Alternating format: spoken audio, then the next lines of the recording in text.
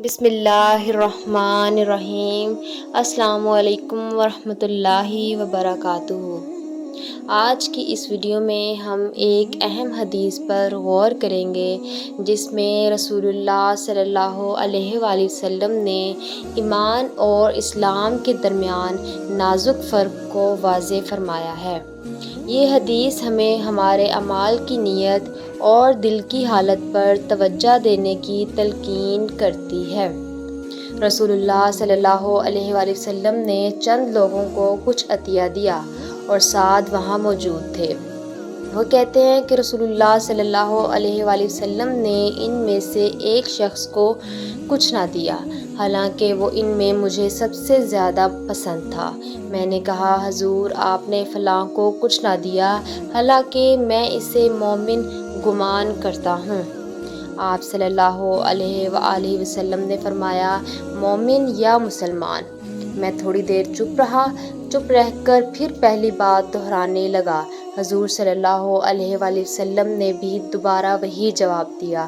پھر آپ صلی اللہ علیہ وآلہ وسلم نے فرمایا کہ اے سعد، باوجود یہ کہ ایک شخص مجھے زیادہ عزیز ہے، پھر بھی میں اسے نظر انداز کر کے کسی اور دوسرے کو اس خوف کی وجہ سے یہ مال دے دیتا ہوں کہ وہ اپنی کمزوری کی وجہ سے اسلام سے پھر جائے اور اللہ اسے آگ میں اوندا ڈال دے۔ اس حدیث میں نبی کریم صلی اللہ علیہ وآلہ وسلم نے ایمان اور اسلام کے مابین ایک نازک فرق کو بیان کیا ہے۔ سعد رضی اللہ عنہ ایک شخص کے متعلق نیک گمان رکھتے تھے، لیکن نبی کریم صلی اللہ علیہ وآلہ وسلم نے انہیں مومن اور مسلمان کے درمیان فرق کرنے کی طرف اشارہ کیا۔ اسلام ایک ظاہری عمل ہے جس میں بندہ زبان سے کلمہ پڑھتا ہے اور ظاہری عبادات سر انجام دیتا ہے، جبکہ ایمان ایک اندرونی کیفیت ہے جو دل میں مضبوط یقین اور اللہ تعالیٰ کی محبت سے وابستہ ہے۔ اس حدیث سے معلوم ہوتا ہے کہ نبی کریم صلی اللہ علیہ وآلہ وسلم کس طرح لوگوں کے دلوں کے حالات جانتے تھے، اور انہوں نے اس بنیاد پر فیصلہ کیا کہ عطیہ کسے دیا جائے۔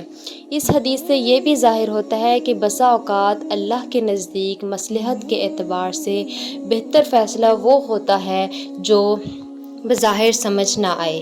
اس حدیث میں ہمیں یہ سمجھایا گیا ہے کہ اللہ تعالیٰ کے نزدیک اہمیت دل کے خلوص اور نیت کی ہے، نہ کہ صرف ظاہری اعمال کی۔ ہمیں اپنے اعمال کو خالص نیت کے ساتھ انجام دینا چاہیے تاکہ ہم اللہ کی رضا حاصل کر سکیں۔ اگر آپ کو یہ ویڈیو پسند آئی ہو تو براہ کرم اسے لائک کریں، شیئر کریں اور ہمارے چینل کو سبسکرائب کریں اور اپنے دوستوں کے ساتھ شیئر کریں تاکہ یہ قیمتی اسلامی تعلیمات زیادہ سے زیادہ لوگوں تک پہنچ سکیں۔ اللہ ہم سب کو صحیح راستے پر چلنے کی توفیق عطا فرمائے۔ آمین۔ جزاک اللہ خیرہ۔